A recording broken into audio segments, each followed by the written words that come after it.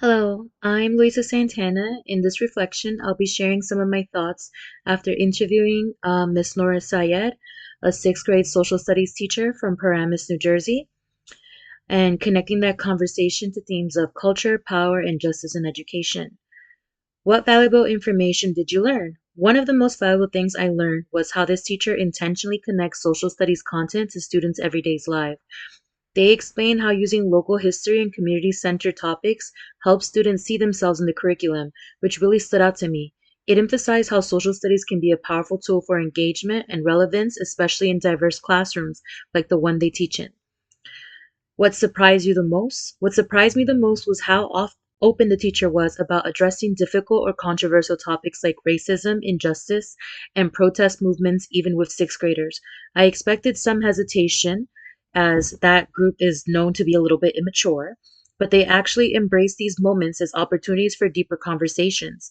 Their approach really broke the stereotype of social studies being just about memorizing facts and dates, which she stated candidly that many students usually associate social studies with that and don't enjoy the topic.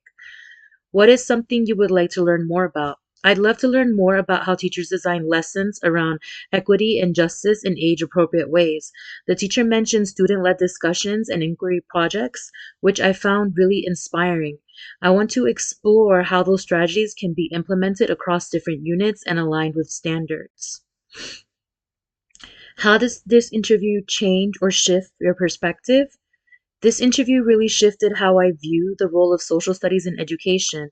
I used to think of it mostly as a content heavy subject, but now I see it more as a space for critical thinking, empowerment, and civic responsibility.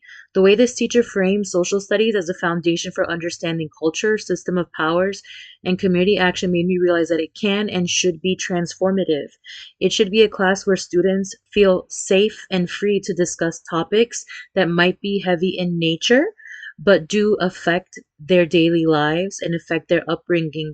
Like currently, one of the topics that she discusses with her class is about the political changes that are going on, how some of these students don't really understand what all the power moves the presidential current president candidate is making.